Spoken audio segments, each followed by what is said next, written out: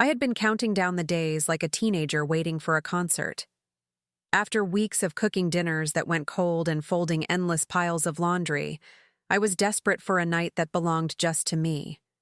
Tonight was girls' night, and for once, I could breathe without the weight of responsibility pressing on my chest. I slipped into my favorite navy dress, the one that still hugged me in all the right places, and dabbed on a bold red lipstick. When I looked in the mirror, I almost startled myself. I saw the woman I used to be. Not just a wife, not just a mother, but me. Walking into the restaurant felt like stepping into another world. Golden chandeliers cast a warm glow over white linen tables, and the air smelled of roasted garlic, butter, and expensive wine.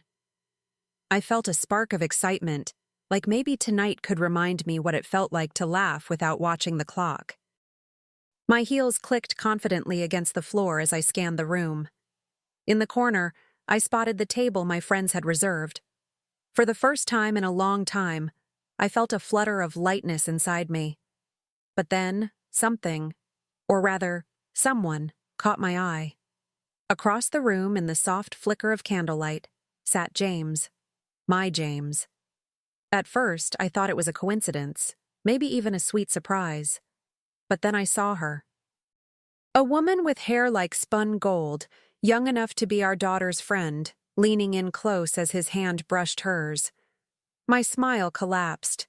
My breath caught. And in that moment, the night I had been looking forward to suddenly became something else entirely. I froze in the middle of the dining room, clutching my little black purse so tightly my knuckles turned white. My friends waved from across the restaurant, their laughter carrying over the music, but I couldn't move toward them. My eyes stayed locked on James, watching the way his whole body leaned into hers, as if I'd suddenly ceased to exist. My chest tightened, a painful knot forming beneath my ribs, but I forced myself to breathe slowly. If I faltered now, everyone would see. And I wasn't about to give either of them that satisfaction. I slipped into my seat with the girls, masking the storm brewing inside me with a smile I didn't feel. They were chatting about work, grandkids, and weekend plans, their voices a comforting hum, but my ears kept straying back to the familiar baritone across the room. Every laugh from that woman felt like a knife, every glance between them a betrayal I couldn't unsee. I wanted to scream, to march over and demand answers, but something inside me whispered, "Not here. Not now." So I stirred my wine, pretending to listen, while my eyes betrayed me, darting toward them again and again. The candle between them flickered like it was mocking me, casting shadows on James's face I didn't even recognize anymore. My friends asked me if I was okay, and I brushed it off, saying I was just a little tired. But the truth was, my entire world had shifted in an instant. And as I sat there, smiling through clenched teeth, I began to realize this night was about to take me down a path I never saw coming. The waiter placed a glass of wine in front of me, his polite smile fading as he caught the stiffness in mine. I mumbled a thank you, praying he wouldn't glance over his shoulder and notice James sitting just a few tables away. My heart was pounding so loudly I thought it might echo through the room. I tried to focus on the laughter around me, on the clinking of silverware and the soft jazz drifting from the speakers. But my gaze kept drifting back, like a moth to a flame I wanted nothing to do with. James leaned in again, his lips forming words I couldn't hear, and that young woman giggled like she was in on some intimate secret. I wanted to believe I was mistaken, that it wasn't him, that I was imagining it. But I knew his profile, the way his hand moved when he gestured, the tilt of his head when he listened. There was no mistake. A strange calmness settled over me, almost eerie, as if my body refused to let my heart completely shatter. I forced myself to sit straighter, swirling the wine as though I were perfectly content, but every second felt like an eternity. My friends were still chatting, unaware of the bomb that had just detonated inside me. I smiled at them, nodded, even laughed at a joke I didn't hear, while the betrayal played out in the corner of my eye. My stomach twisted, but I told myself I needed to think. I couldn't let him see me like this. Not yet. Because something deep inside whispered that this was only the beginning. I sat frozen in my chair, staring past the rim of my wine glass. My friends' voices blurred into a distant hum, as though someone had turned the world's volume down. James's hand slid across the table, brushing hers, lingering just a little too long. I felt my throat tighten, a lump forming that I couldn't swallow down. My heart wanted to leap out of my chest, to scream and demand answers, but my body betrayed me. I couldn't move. I was locked in place, a statue painted in disbelief. The woman across from him laughed again, the sound bright and youthful, slicing through me like glass. Her eyes sparkled in the candlelight as she leaned closer, her lips so close to his I thought they might touch. And James, my husband, looked at her the way he hadn't looked at me in years. That look I once believed belonged only to me. Suddenly, the flowers between them seemed too extravagant, the champagne too intimate. It was a scene straight from a romance movie, except I wasn't the leading lady. My palms were slick with sweat, and I had to remind myself to breathe. A part of me wanted to storm across the room, knock over their perfect little table, and demand the truth right there in front of everyone. But another part, a quieter, stronger part, told me to wait. To watch. To let him believe he was safe in his little fantasy. So I kept my mask on, sipping my wine, while my mind began turning over a darker, more deliberate possibility. I could feel the heat rising in my cheeks, but I kept my expression soft, almost serene. It was a performance, and I had to play my role well. My friends didn't suspect a thing, too wrapped up in their stories about work stress and grown kids who still called home for advice. Meanwhile, my eyes darted to James again. He was leaning back now, that familiar half-smile tugging at his lips, the one he used to reserve for me when we were younger. I wanted to vomit. Every detail cut deeper. The way his hand absent-mindedly traced circles on the rim of his champagne glass. The way her eyes never left his face. The way their knees almost touched beneath the table. My mind raced through every Friday night excuse he had given me. Late meetings, just one more report, the traffic. All of it, every word, suddenly seemed like a rehearsed line in a play I hadn't known I was in. And here he was, rehearsing new lines with her. I pressed my nails into my palm, grounding myself in the sharp sting of reality. Anger simmered, but I swallowed it, refusing to create a spectacle in front of my friends. No, not yet. I wasn't going to be the weeping, humiliated wife tonight. I would not let them see me broken. I sat there, watching, listening, memorizing every stolen glance and touch. And somewhere in the middle of that chaos inside me, a seed of resolve quietly took root, waiting for its moment to grow. I couldn't stop watching, even though every second felt like torture. My fork lay untouched, the pasta cooling on my plate, but my appetite had vanished the moment I saw his hand brush hers. My friends were too busy laughing to notice that my eyes weren't on them anymore. My heart wasn't in that corner of the restaurant. It was being crushed right there under James's palm as he leaned closer to her. I wanted to ask why. I wanted to know what she had that I didn't. But instead of answers, I got more questions. Why was she smiling like she knew something I didn't? Why was he looking at her like she was the only woman in the world? And why did it feel like I was watching a stranger, not the man I had shared my life with for over 20 years? The champagne bottle glistened between them, the bubbles dancing up the glass, mocking me with their sparkle. My pulse throbbed in my ears, drowning out everything else. And then, just when I thought I couldn't take another second of this twisted performance, he reached across the table and tucked a strand of her hair behind her ear. That was our gesture. Something intimate, something he used to do when we were young and in love. My chest ached, but my face remained calm, almost eerily so. I knew I had a choice: cause a scene or stay silent.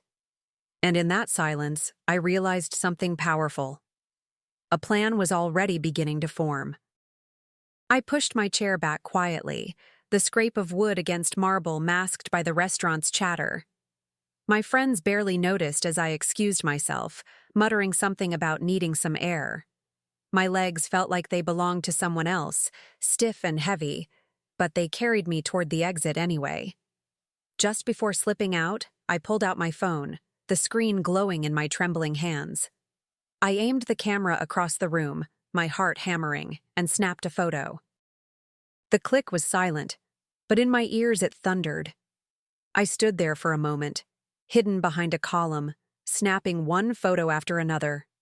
James leaned in closer, his hand grazing her cheek this time, her lips curling into a smile I once thought was mine alone.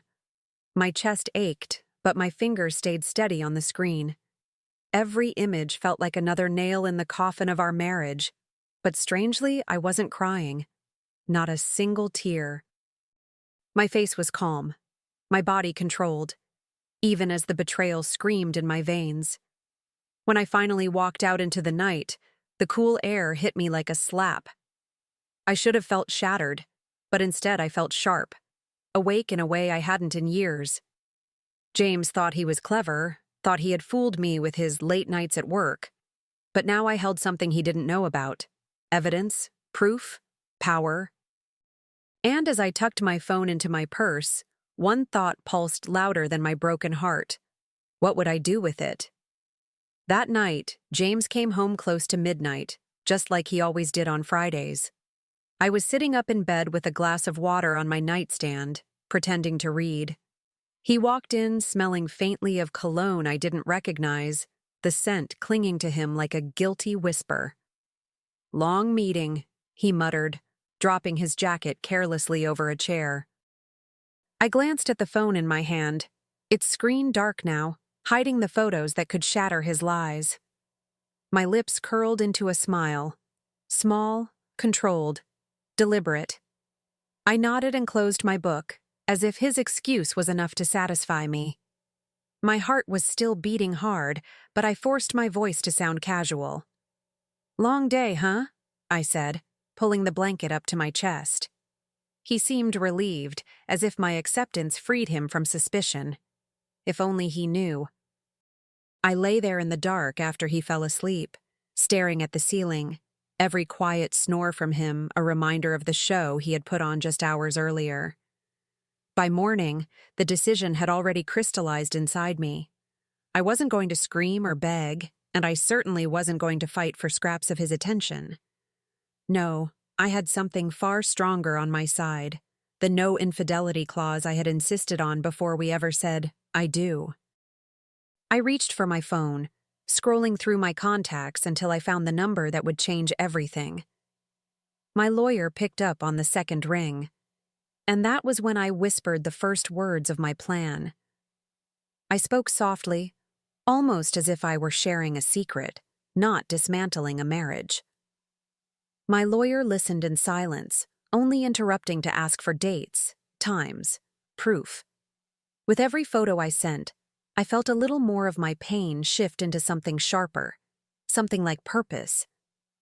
He reminded me of the clause James had agreed to without hesitation all those years ago, back when he was so eager to prove his loyalty. That very clause, the one I'd almost felt guilty about, was now my salvation. The rest of the day, I carried myself like nothing had changed. I cooked breakfast, folded laundry, even kissed James on the cheek as he left for work. He didn't notice how stiff I was, how my smile never reached my eyes anymore. That was fine by me. The more he thought I was blind, the deeper he'd dig his own grave.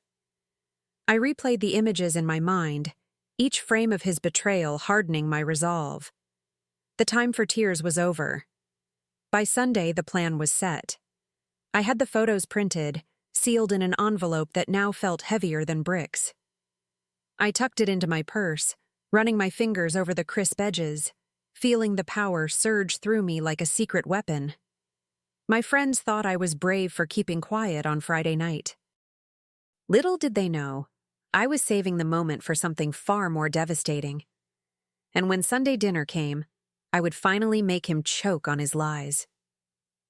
Sunday arrived, and with it came a strange calm I couldn't explain. I set the dining table with the good china, polished the silver until it gleamed, and placed fresh flowers in the center vase. The smell of roasted chicken and rosemary filled the air, the kind of meal I used to make when I wanted to spoil James. My hands moved automatically, as if muscle memory was guiding me, while my mind focused on the envelope resting in my purse by the door. When the family trickled in, the house filled with chatter, laughter, and clinking wine glasses. James was in his element, telling stories from work, puffing up his chest like he was the man of the hour. He laughed a little too loud, bragged a little too much, soaking in the admiration like sunlight. I watched him play the role of devoted husband and accomplished professional, and it made my stomach twist. He had no idea that tonight was going to end very differently. I sat at the head of the table, my posture steady, my heart beating a rhythm only I could hear. The envelope was still by my side, brushing against my leg, reminding me of what I was about to do. Every word he spoke, every smug grin, only sharpened my resolve. I looked around at the family members hanging on his every word, their pride swelling with each boast. And as the laughter rang out, I knew the time to strike was coming faster than he could imagine. I waited, letting him enjoy his own performance a little longer. He went on and on about how late nights at the office were paying off, how promotions don't just fall into your lap, you have to work for them. The irony almost made me laugh. If only they knew what kind of work he was really doing when he stayed out until midnight. I let my fingers tap against my wine glass, every beat keeping time with the fire in my chest. Then, at the perfect moment, I leaned forward and reached into my purse. The room was warm, but I swear the air turned icy when I slid that envelope across the table. "Funny," I said, my voice calm but cold. "Because when I saw you Friday night, you weren't with your colleagues." His hand froze midair, the smile wiped clean off his face. The silence that followed was deafening, every eye in the room snapping to him. He blinked at me, confused at first, then nervous. "What are you talking about, Sophia?" His voice cracked, and I could see the panic flicker in his eyes. Slowly, deliberately, I nodded toward the envelope. "Go ahead, open it," I said, keeping my gaze locked on his. My heart was steady now, my fear replaced by something sharper, something almost electric. Because once he looked inside, there would be no turning back. James's fingers trembled as he tugged the photos from the envelope. One by one, they slid out, glossy under the chandelier's light, each image capturing him with her.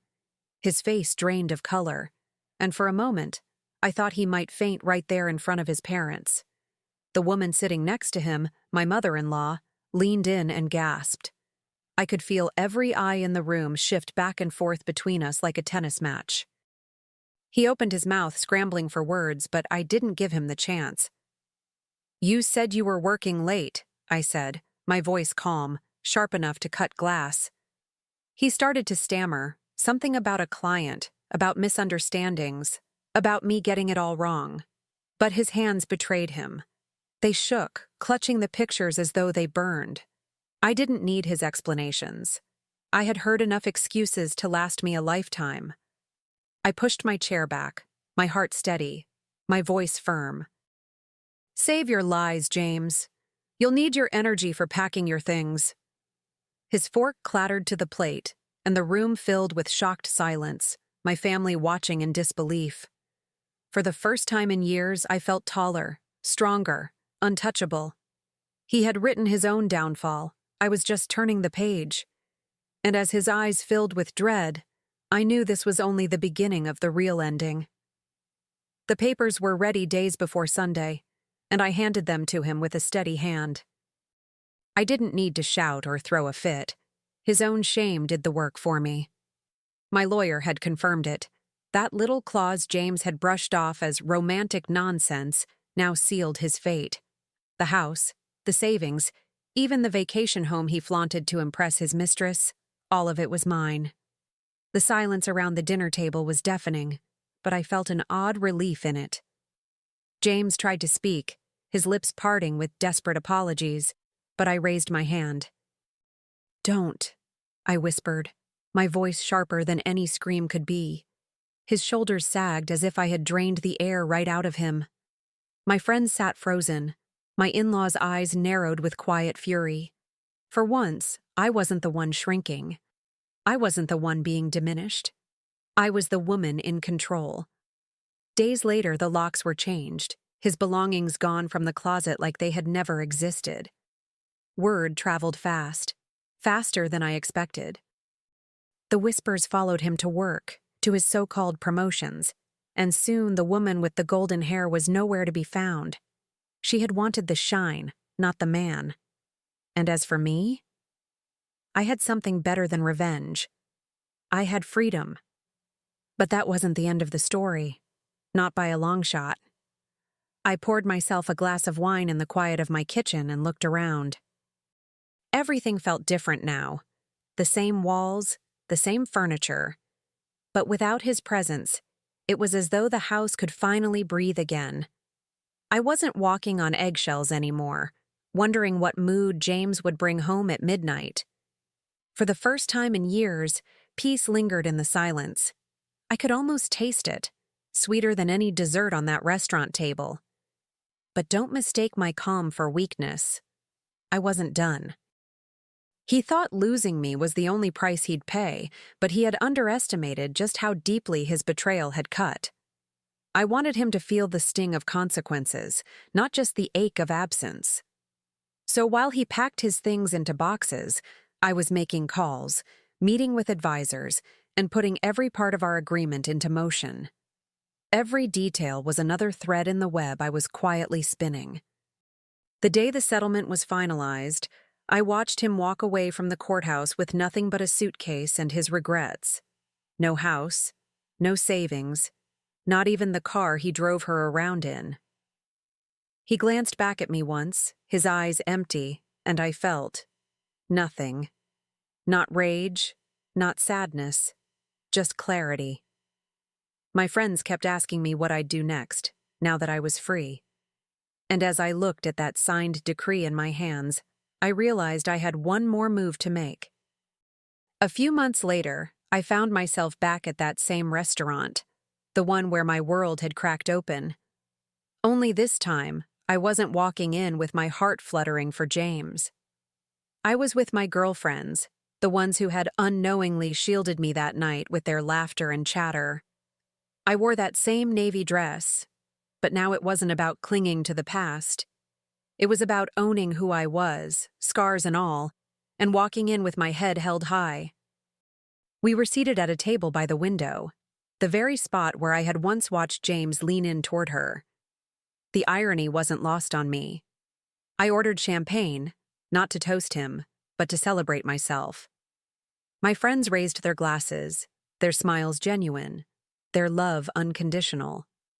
The music played, softer this time, almost as if the universe had dialed it down just for me. I laughed, a real laugh, one that came from a place of freedom, not fear. Then, as if fate wanted to write the final chapter for me, I saw him. James, alone, hair a little grayer, his suit wrinkled, no golden-haired girl in sight. He spotted me too, and for a moment our eyes met. He looked smaller, diminished, like a man haunted by everything he'd thrown away. I didn't need to say a word. I just smiled, lifted my glass, and turned back to my friends. That table for two had once broken my heart, but now it was his prison forever.